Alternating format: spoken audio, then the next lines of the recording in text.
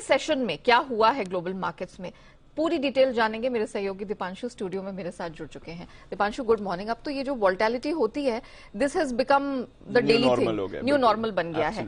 फिर चाहे commodity space हो या इक्विटी स्पेस। कल क्या हुआ है? कल भी वैसे ही एक्शन होते हुए दिखा। अच्छा। थोड़े वॉलेटाइल थे बाजार। आज सुबह आपको सुस्ती दिख रही है और कुछ मार्केट्स कुछ ज्यादा ही रिएक्ट कर रहे हैं। एसजेएक्स निफ्टी हालांकि नीचे से थोड़ा रिकवर हुआ है, 50-60 अंक अभी भी आपको नीचे दिखेगा, 16,450 के लेवल पर आते हुए दिख रहा है। अमेरिकी बाजारों में लगातार दूसरे दिन आपने गिरावट देखी और कल की वॉलेटिलिटी ज्यादा थी। परसों इतनी वॉलेटिलिटी नहीं थी जितनी कल शाम आपने देखी। तो करीब 700 अंकों की रेंज में डाउ में कारोबार हुआ। जब हमारे बाजार बंद हो रहे थे तो ठीक ठाक लग रहे थे, डाउ फ्यूचर्स हल्की बढ़त ही दिखा रहे थे। उसके सामने आपने देखा तो 175 अंक फिसले, बट रेंज काफी बड़ी थी।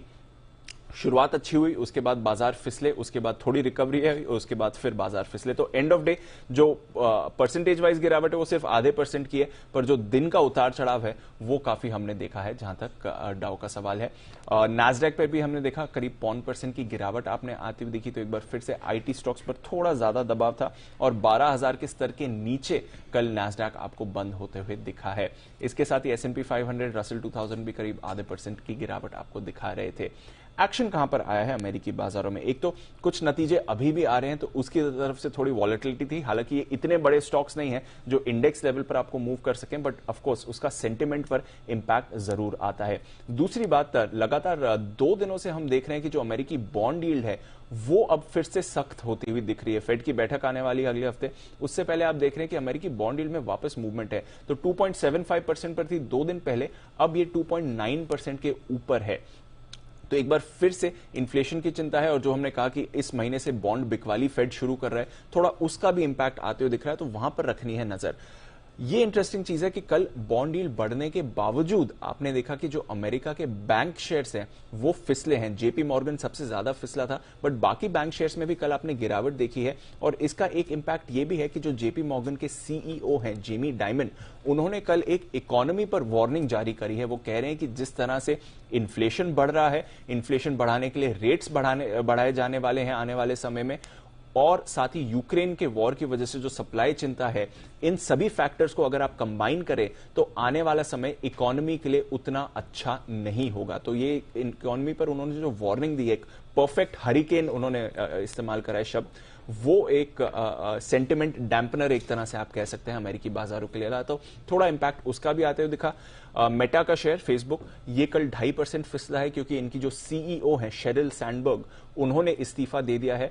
और जो कंपनी की ग्रोथ हुई है, 14 साल से वो कंपनी के साथ एसोसिएटेड थी, कंपनी को इस लेवल पर लाने के लिए उनका एक बड़ा योगदान था। तो उस लिहाज से उस एग्जिट की वजह से भी थोड़ा सेंटिमेंट पर इंपैक्ट पड़ा और इसलिए हमने देखा कि मेटा का शेयर 2.5% नीचे था।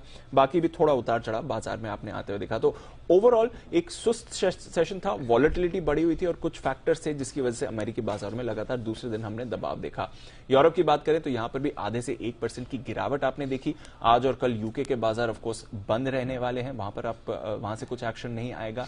बट जैसा आप अभी बता रही थी, सबसे ज्यादा वॉलेटिलिटी तो कच्चे तेल में है। कल शाम अगर आप देखते, अच्छी खरीदारी थी, 2 महीने की ऊंचाई पर था, वहां से आज सुबह देखिए तो भारी गिरावट कच्चे तेल में आती हुई दिखी है। थोड़ा अमेरिका का इन्वेंट्री डेटा भी आया है।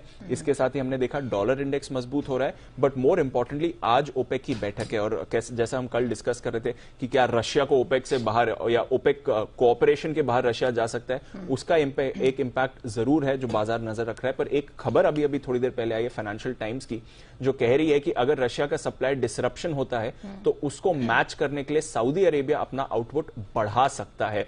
तो शायद उसकी वजह से भी आप थोड़ा इंपैक्ट देख रहे हैं। बट डेफिनेटली ये जो 2.5% की सडन गिरावट आई है, ये काफी इंटरेस्टिंग है कच्चे तेल के लिए। ऑफकोर्स हमारे लिए राहत की बात है, तो वो कोई कंप्लेन नहीं कर रहा है।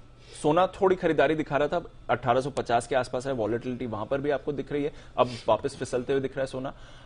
बेस मेटल्स में एक बार फिर से कमजोरी आप देख रहे हैं। एल्यूमिनियम 3 हफ्ते के निचले स्तर पर है, जिंक निकल 1 हफ्ते के निचले स्तर पर है, और कॉटन, आज हमारे टेक्सटाइल स्टॉक जरूर फोकस में रहेंगे। कॉटन के दाम 5 हफ्तों के निचले स्तर पर आए हैं। भारत ने भी कुछ लिमिट्स इंपोज करी हैं, इंटरनेशनल मार्केट्स में भी एग्री कमोडिटीज में सुस्ती आ रही है। तो ओवरऑल थोड़े सुस्त संकेत हैं अक्रॉस एसेट क्लासेस। बिल्कुल, तो सुस्ती यहां पर दिखाई दे रही है। अब देखना होगा कि हमारे मार्केट्स आज खुलते हैं तो ऊंट किस करवट बैठता है। शुक्रिया अब दीपांशु हमारे साथ जुड़ने के लिए और वो पूरी डिटेल्स ग्लोबल मार्केट की रखने के लिए।